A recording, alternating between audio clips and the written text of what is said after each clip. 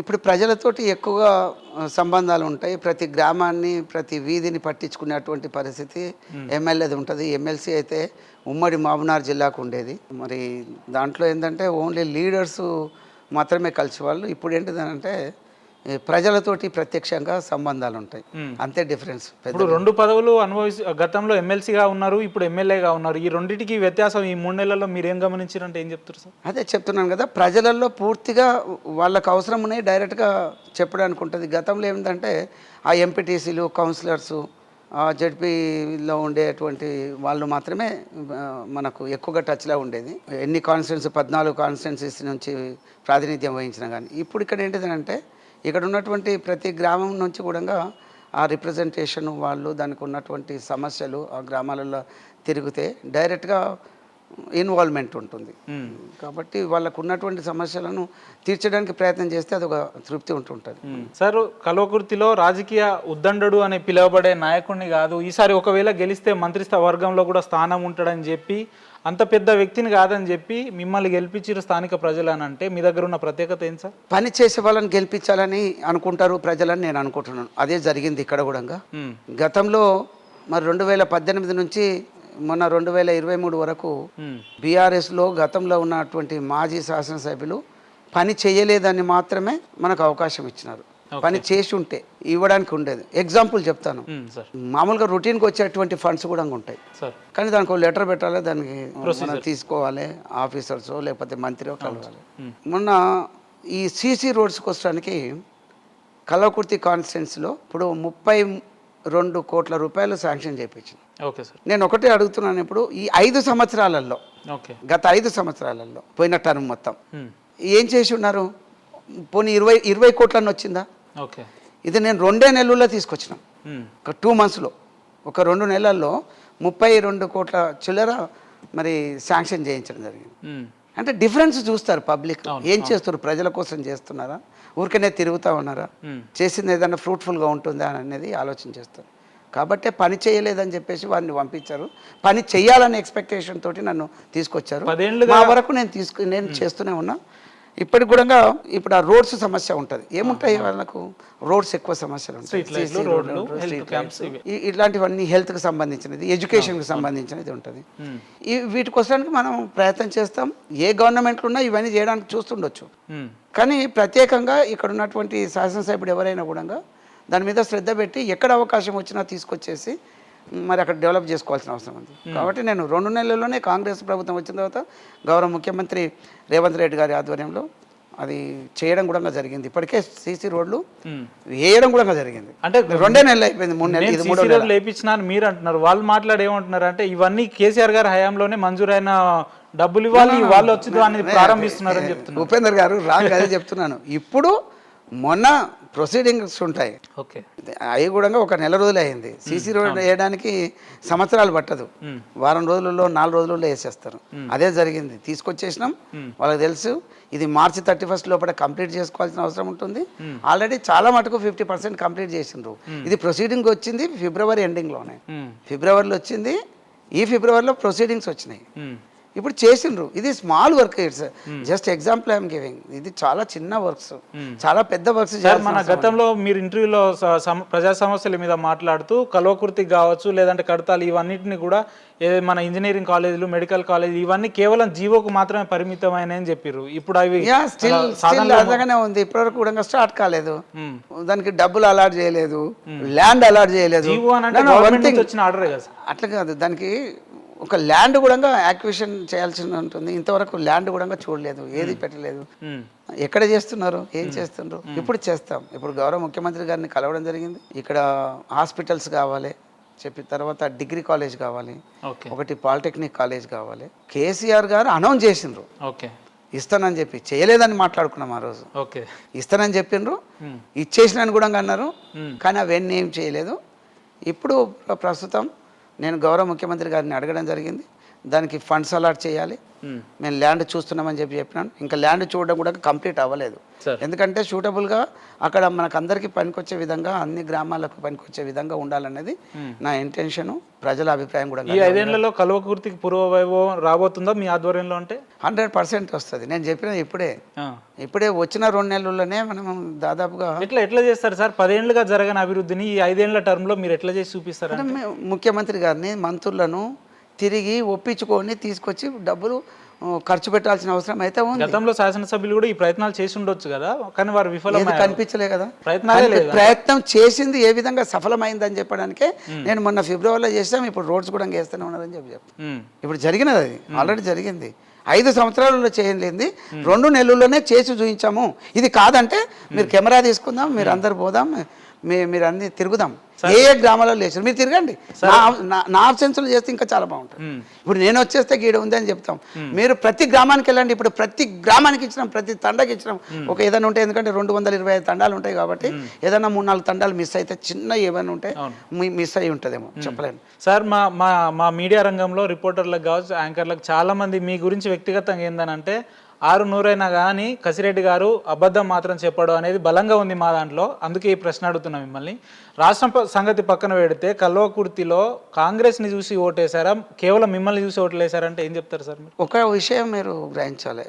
ఒక నారాయణ రెడ్డిని చూసే ఓట్లు వేసిండ్రు అని అంటే ఒక కల్వకుర్తినే గెలిచి ఉండేవాళ్ళం కదా సార్. కాబట్టి కాంగ్రెస్ పార్టీ అనేది మరి తపస్సుగా దృఢంగా తయారైంది, గట్టిగా ఉంది. తర్వాత ఆ బీఆర్ఎస్ ప్రభుత్వం మీద వచ్చినటువంటి వ్యతిరేకత కాబట్టి ఈరోజు 64 సీట్లు మరి రాష్ట్ర వ్యాప్తంగా వచ్చినాయి. అందులో నేను కూడా ఉన్నా. ఇక్కడ ప్రత్యేకంగా చెప్పేది ఏంటంటే బీఆర్ఎస్ తోనే ఉన్న వ్యతిరేకతతో తప్ప కాంగ్రెస్ ఏదో చేస్తాను కాదన్నట్టు. వన్ థింగ్ మీరు అర్థం చేసుకోవాలి, అంటే వ్యతిరేకత పూర్తిగా ఉంది. 10 సంవత్సరాలు వాళ్ళకి అవకాశం ఇచ్చిండ్రు, 9.5 సంవత్సరాలు వాళ్ళు ఉన్నారు. మరి ఆ 9.5 సంవత్సరాలలో చేసినటువంటి ఈ కార్యక్రమాలు మరి అవి బాగా ఉంటే, నచ్చితే డెఫినెట్గా కంటిన్యూ చేయిస్తారు. కొత్త వాళ్ళకి అవకాశం ఇయ్యారు. అక్కడ ఎక్కడో నష్టం జరిగింది అనేది ప్రజలలో వచ్చింది కాబట్టి ఒక అవకాశం ఇచ్చారు. తర్వాత ఈ కాంగ్రెస్లో కూడా చాలా ఉద్దండులు ఉన్నారు ఇక్కడ దాంట్లో. కాబట్టి అంతటా గెలుచుకుంటూ వచ్చినారు. కల్వకుర్తికి వస్తే నారాయణ రెడ్డి ఏ ఉద్దేశంతో గెలిచిందని మీరు మాట్లాడితే, నారాయణ రెడ్డికి పెక్యులర్గా ఏంటిది అక్కడ ఇష్యూ ఎక్కడ ఏముంది అని అంటే, ఒక ఆయన 6 టర్మ్ల నుంచి కంటిన్యూస్గా అదేది కాంటెస్ట్ చేస్తూ వచ్చినాడు. కాబట్టి అక్కడ పోటీ పడడము, అరే ఒకసారి నేను ఏడుస్తూ ఉంటుండే ఆయన. ఇంకా నేను చెప్పడం మంచిగా ఉండదు కానీ నాకు ఎప్పుడు ఇస్తారు, నాకు ఎప్పుడు వేస్తారని అన్నాడు. అలా గవర్నమెంట్ ఉండి ఏదైనా ఫండ్స్ తీసుకొచ్చేసి డెవలప్మెంట్ చేసి ఉద్ధరించినట్లు అవుతే డెఫినెట్గా చేస్తారు. కానీ నేను 6 సార్లు చేసినా 12 సార్లు చేస్తానంటే ఓట్లు వేయరు అనేది నిదర్శనం. నేను వారి మీద అప్పుడు చేయలేదు, ఇప్పుడు కామెంట్ చేస్తలేను. కాబట్టి ఏంటంటే వ్యక్తిగతంగా వాళ్ళు ఈయన పని చేస్తాడన్న ఉద్దేశంతో అప్పుడు ఎమ్మెల్సీగా ఉన్నప్పుడు నేను కొన్ని పనులు చేయగలిగినాను కాబట్టి, ఏదో బాధలు పడి కొన్ని తీసుకురాగలిగినాను కాబట్టి అలాంటి అవకాశం నాకు ఇచ్చినారు. మరి ఇక్కడ మీరు గతంలో ఉన్న ఎమ్మెల్యే గురించి మాట్లాడితే ఆయన 3rd ప్లేస్కి వెళ్ళిపోయాడండి. మీరు ఎక్స్పెక్ట్ చేసిరా సార్ ఆ రకమైన రిజల్ట్స్ ఉంటుందని? ఇంకా ఆయనకు అసలు యాక్చువల్గా ఏదో గందరగోళం చేసేసి అవి ఇవి చేసి ఇంకా అంతవరకు తెచ్చిండు అనుకుంటున్నాను. అవి కూడా ఎక్కువ వచ్చినాయి ఆయన కూడా. ఆయనకు ఎక్కువ వచ్చినాయి, పని చేయలే కదా. నేను చెప్తున్నాను, అరే 5 ఇయర్స్లో నేను ఇప్పుడు నాకు చూస్తున్నాను, నేను యాజ్ ఏ ఎమ్మెల్యేగా నేను తీసుకురాగలనని ప్రూవ్ చేస్తున్నాను.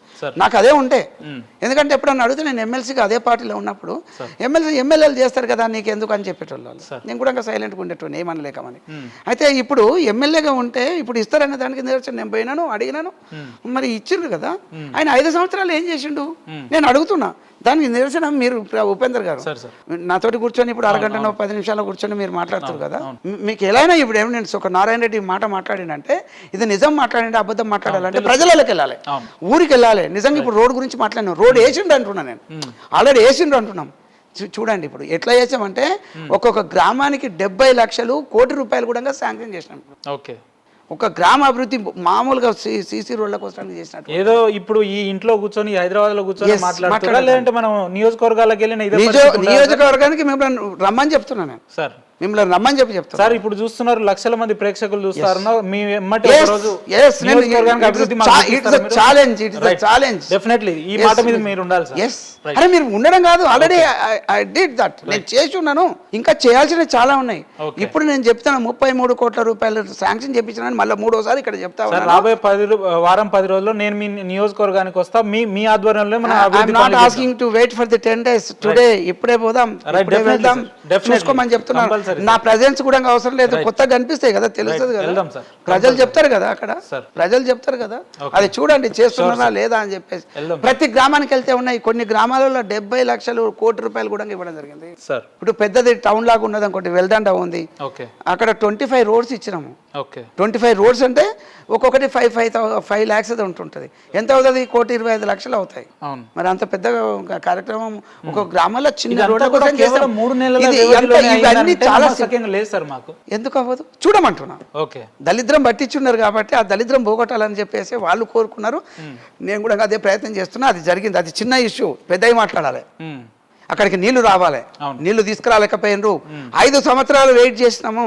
అంతకు మొదలు 2018కు బిఫోర్ నేను కూడా ఎమ్మెల్సీగా ఉన్నా, తర్వాత ఎమ్మెల్యేగా ఇంకో ఆయన వచ్చింది కాబట్టి చేయలేని పరిస్థితి వచ్చింది. ఎక్కడ వేసిన పుల్ల అక్కడనే ఉన్నది, నీళ్లు రాలేదు. ఇప్పుడు మా టార్గెట్ నీళ్లు తీసుకురావడం అనేది టార్గెట్ అక్కడ. కాబట్టి ఇప్పుడు మేము చేసి నేను ఒకటే చెప్తున్నా, వచ్చే సీజన్ ఏదైతే ఉంటుందో వర్షాకాలం లాగా, అంటే ఆగస్టులో నీళ్ళు వస్తాయి అక్కడ, కృష్ణానది నుంచి నీళ్ళు వచ్చేస్తే. ఇప్పుడైతే ఎండిపోయి ఉన్నది, ఏం లేవు నీళ్ళు అక్కడ. అయితే ఆ టైంలో నీళ్లు తీసుకొచ్చి చూపిస్తాను. నేను today I'm saying this word. నేను ఈరోజు మీరు గుర్తుపెట్టుకోండి, ఆగస్టు మంత్ లో అందరికీ కాలువలు వస్తాయి. ఆగస్టు కాకపోతే సెప్టెంబర్ 1 ఆగస్టునే వస్తాయి జనరల్ గా, ఒక వారం రోజులు 10 రోజులు అటు ఇటు. ఖచ్చితంగా ఆ కాలువను కంప్లీట్ చేపిస్తాం, నీళ్ళు ఇస్తాం. పాలమూరు వలసలు ఆపుతున్నారా మీ ప్రభుత్వంలో? నేను కలవకుర్తి వరకు మాట్లాడుతున్నాను. ఒకటి వలసలు అంటే ఒక్కొక్కరు, ఇప్పుడు పెద్ద ఫ్యామిలీ ఉంటుంది, అందులో బాగా చదువుకోవాలని చెప్పేసి ఒకటి అమెరికా వెళ్ళిపోతాడు, అది వలసనే అంటాడు, పోయేసి అక్కడే సెటిల్ అయిపోతారు. అలా చెప్పట్లేదు, ఆకలి చావులు అవి ప్రాబ్లమ్స్ ఉంటుంటది. ఇక్కడ నీళ్ళు వచ్చినట్లు అయితే డెఫినెట్ గా రైతులు అయితే ఆనందంగా ఉంటారు.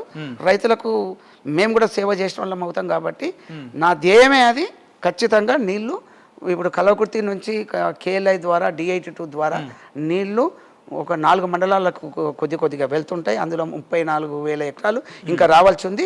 దానికి నేను వచ్చే వర్షాకాలంలో ఖచ్చితంగా ఇస్తాము నీళ్ళు వచ్చినప్పుడే. అది ఇంకా నేను రెండోసారి మాట్లాడాల్సిన అవసరం లేదు. ఈ సమస్యలన్నీ మీరు గతంలో ఎమ్మెల్సీగా ఉన్నప్పుడు ఎందుకు మాట్లాడలేదు? ఇప్పుడు మాట్లాడినామని చెప్తున్నా కదా. ఆయన ఎమ్మెల్యేగా ఉన్నప్పుడు మీ ఎమ్మెల్యే చూసుకుంటాడు, మీరెందుకు అన్నారు? అంతకు మొదలు ఆయన ఎమ్మెల్యేగా లేకున్నాడు, రూలింగ్ పార్టీలో ఉన్న వేరే వంశీ చంద్రెడ్డి గారు కాంగ్రెస్ నుంచి. ఆ టైంలో ఆయనతోటి ప్రాబ్లం లేకుండా మేము అక్కడ తీసుకొచ్చినాం. అక్కడ ఆ కాలువ చేసినాం. కొద్దిగానే వర్క్ ఉంది కాబట్టి ధైర్యంగా చెప్పగలుగుతున్నాం. అప్పుడు చేసినటువంటిది ఈయన వచ్చి 5 సంవత్సరాలలో చేయలేదు కాబట్టి నేను చేసి చూపిస్తామని చెప్తాను. ఇది నీళ్ళ విషయం పక్కన పెడితే 6 గ్యారెంటీలు కల్వకుర్తిలో ప్రతి ఒక్క ఇంటికి చేర్పించే విధంగా మీ కృషి ఉండబోతుంది. నేను 100% చేస్తాను. ఒకటి ఇది ఒక కల్వకుర్తి కోసం కాదు, 6 గ్యారెంటీలు తీసుకొచ్చింది సోనియమ్మ గారి ఆధ్వర్యంలో. మన రాష్ట్ర మరి నాయకుడు అయినటువంటి ముఖ్యమంత్రి, గౌరవ ముఖ్యమంత్రి రేవంత్ రెడ్డి గారు దాని మీద ఉన్నది. ఈవెన్ రేపు 12th అంటే రేపే కదా. మరి ఇంకొకటి కూడా గ్యారంటీ అంటే ఇందిరమ్మ ఇండ్లను కూడా మరి శాంక్షన్ చేస్తుండ్రు. మరి వారు చెప్పడం జరిగింది వరకు 3,500 హౌసెస్ ఒక్కొక్క కాన్స్టిట్యున్సీలో ఇవ్వడం జరుగుతుంది. బీద వాళ్ళను, అర్హులైన వాళ్ళని చూసి, ఇండ్లు లేని వాళ్ళ నాణ్యతతో కట్టిస్తారా, లేదంటే గతంలో మీరు విమర్శిస్తున్నారు డబుల్ బెడ్రూమ్లు? మీరు ఉపేందర్ గారు ఒకటి ఆలోచన చేయాలి. నాణ్యతతో అంటే వాళ్ళే కట్టించుకుంటారు. 5 లక్షల రూపాయలు వాళ్ళకి శాంక్షన్ చేస్తామని 6 గ్యారెంటీలలో ఆ రోజు చెప్పినటువంటిది. 5 లక్షలు ఇస్తే వాళ్ళు ఎంత నాణ్యతతో కట్టించుకుంటారు అనేది వాళ్ళ మీద డిపెండ్ అయి ఉంటుంది. కొన్ని వాళ్ళు ఇంకొక 10 రూపాయలు కలిపి కూడా ఇంకా పెద్దగా కట్టుకుంటారు. 5 లక్షలతో ఒక ఇల్లు నిర్మాణం అయిపోతుందా సార్? చెప్పినటువంటిది ఎలక్షన్ బిఫోర్ చెప్పినటువంటిది, మరి మేనిఫెస్టోలో పెట్టినటువంటిది 6 గ్యారెంటీలు ఇస్తామని చెప్పేసి గ్యారెంటీడ్గా చెప్పినటువంటిది 5 లక్షల రూపాయలు ఇస్తామని చెప్పినాం, దానికి ఇచ్చినాం. ఇప్పుడు గతంలో కూడా 5.5 లక్షలే చేసేవాళ్ళు. డబుల్ బెడ్రూమ్కు మీరు నాణ్యత ఉందా లేదా అనేది డబుల్ బెడ్రూమ్లు ఇస్తామని ఇవ్వలేదు కదా. ఎక్కడో కొన్ని కట్టేసి ఇచ్చినామనిపించిండ్రు, మా అమ్మ అనిపిస్తారంటారు కదా, అలా అనిపించేసిండ్రు. కాబట్టి అవి చేయలేదు. కాబట్టి ఈరోజు 5 లక్షల రూపాయలు కాంగ్రెస్ ప్రభుత్వం వచ్చినట్లయితే ఇస్తామని చెప్పి ఏదైతే చెప్పినారో దానికి అనుగుణంగా గౌరవ ముఖ్యమంత్రి రేవంత్ రెడ్డి గారు మరి హైకమాండ్ ఆల్రెడీ డిసైడ్ చేసిండ్రు. రేపు లాంచ్ చేస్తుండ్రు. ఆ ప్రోగ్రామ్ కూడా స్టార్ట్ అవుతుంది. గతంలోనే 2 వచ్చినాయి, 3వది వచ్చింది, ఇంకా 2 ఇప్పుడు వస్తున్నాయి. ఈ రోజు నేను ఇంటర్వ్యూకి వచ్చే ముందు మీ స్థానిక ఒక ఓటర్తో నేను మాట్లాడితే కొత్తగా కసిరెడ్డి నారాయణ రెడ్డి గారు ఎమ్మెల్యే అయ్యారు కదా, ఏ రకంగా ఉంది అక్కడ ఈ 3 నెలల నుంచి అని అంటే, అన్న ఏముంది జయపాల్ యాదవ్ గారు వెళ్ళి రెడ్డి గారు వచ్చారు తప్ప మా బతుకులలో ఎప్పుడు మార్పు వస్తుందో తెలియట్లేదు అన్నట్టు మాట్లాడారు. ఈ ప్రభుత్వంలో అటువంటి మార్పు మనం మీరు చూడవచ్చు. మళ్ళీ అదే అంటే బాగలేదు. ఎందుకంటే వాళ్ళు అన్నారో అనలేదో మీరే అన్నారో తెలియదు. I will say directly, okay. నేను ఇప్పుడే చెప్పిన మార్పు కనిపించింది. ఒక్కొక్క గ్రామానికి ఇప్పటికే లక్షలాది రూపాయలు దానికి అలాట్ చేసినాం. మార్పు రాలేదని ఎట్లా అంటారు? అంటే ఆయన ఎవరన్నా ఆయనకు సంబంధించిన మనిషి మాట్లాడొచ్చు, లేకపోతే మీరే కావాలని మాట్లాడించుకుంటే నేను చెప్పలేను. లేదు సార్, అట్లే కాదు. ఈ అభివృద్ధిని ఈ 3 నెలలకే పరిమితం చేస్తారా? 5 సంవత్సరాల్లో ప్రతి నెలల్లో ఇలాంటి మార్పు ఉండబోతుందా అంటున్నా నేను. ఇంకో ఒకటి, నిరంతరం 100 సంవత్సరాలు ఉంటే 100 సంవత్సరాలు చేస్తారని నేను చెప్పలేను. ఏదైతే నీడి ఉందో, ఏదైతే అవసరం ఉందో ఆ అవసరాలు మన కల్వకుర్తి ప్రాంతంలో తీరలేదు కాబట్టి అవి చేయాలనే దృఢ సంకల్పంతో ఉన్నాం. అవి చేస్తూ ఉన్నాం. కొన్ని స్టార్ట్ చేయించినాం, ఇంకా కొన్ని చేయాల్సిన అవసరం ఉంది. మీరు అనుకున్నట్టుగా ఎక్కడ వేసిన గొంగడు అక్కలే ఉందనో, లేకపోతే ఆయన వచ్చిండు కాబట్టి పేరు మారింది కానీ పనులు కాలేదనేది రాంగ్. నేను just I'm directing you go and visit village and village. ఒక్కొక్క విలేజ్ మళ్ళీ ఇంకో విలేజ్ అట్లా తిరుగుతూ ఉండండి. తిరిగితే ఇందులో ఏమన్నా వచ్చిందా అంటే వాళ్ళు చెప్పకపోతే నాతో మాట్లాడండి. మీరు ఏదో హైదరాబాద్ నుండి మాట్లాడదు, హైదరాబాద్ నుండి మాట్లాడలేదు. గ్రామాలకు నియోజకవర్గంలో ప్రతి మండలాలకు పేర్లతో సహా నేను చెప్పగలుగుతా కాబట్టి వెళ్ళమని చెప్తున్నా. కావాలని మన ప్రాంతవాసమే కదా, మనం ఇక్కడ తెలంగాణ మనిషివే, కాదనట్లేదు ఉపేందర్. మంచిగా వెళ్ళేసేసి ఒక్కొక్కటి చూసి అది కూడా ప్రజలకు చెప్పండి.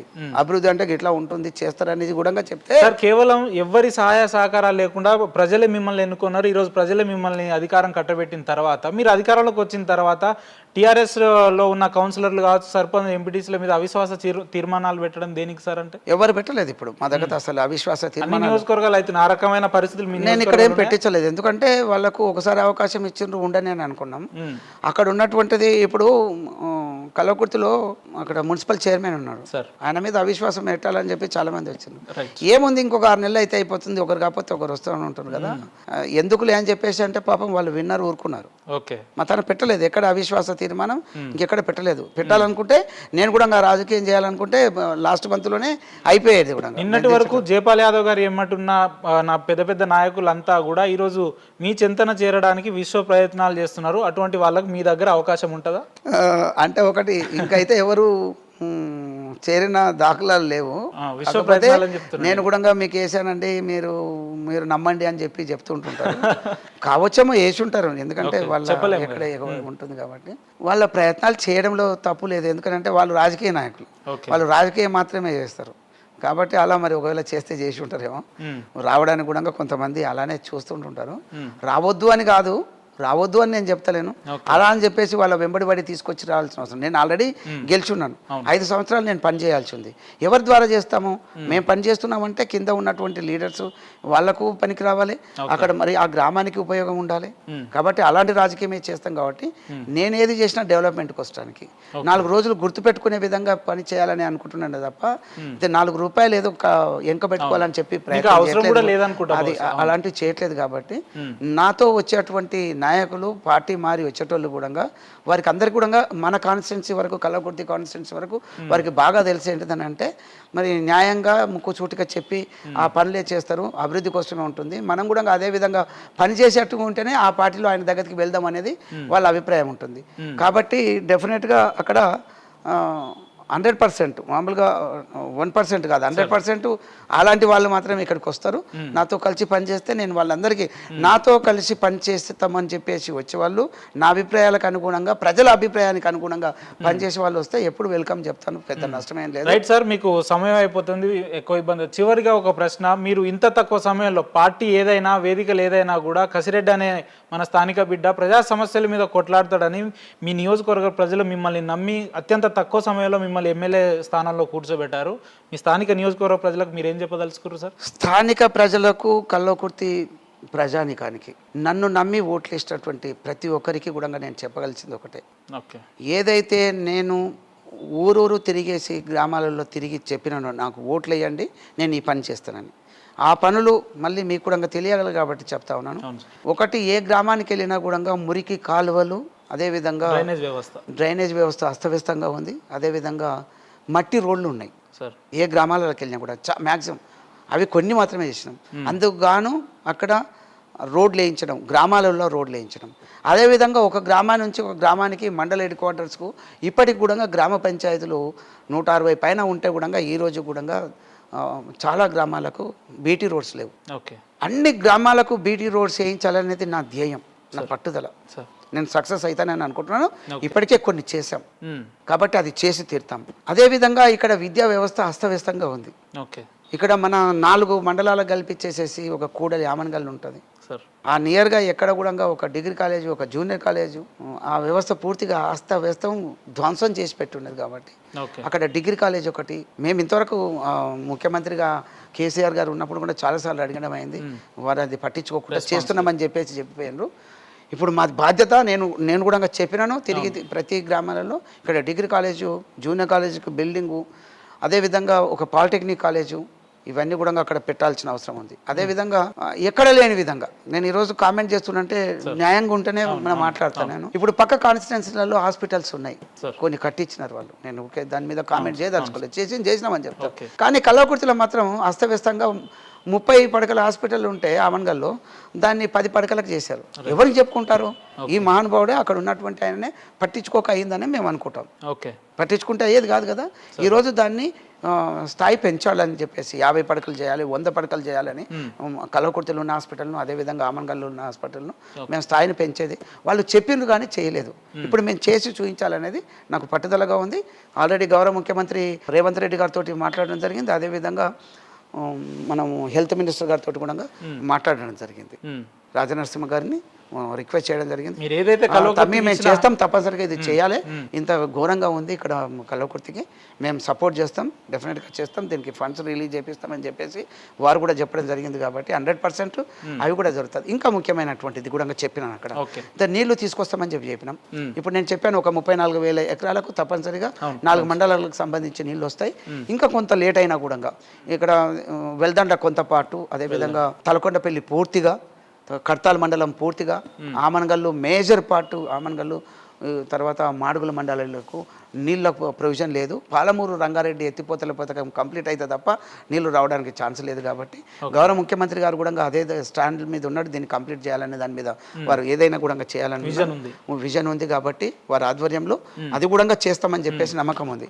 ఏదన్నా ఉంటే ఓ రోజు అటు ఇటు కావచ్చుది, కానీ అక్కడ కేఎల్ఐ ద్వారా ఏదైతే వస్తుందో 34,000 ఎకరాలకు వచ్చే వర్షకాలం నుంచి బీఆర్ఎస్ లో ఉన్న నియంత్రితం అయితే మీ పార్టీలో ఉండబోదు అంటారు. అంతే, స్వేచ్ఛ అయితే మంచిగా ఉంది ఇక్కడ.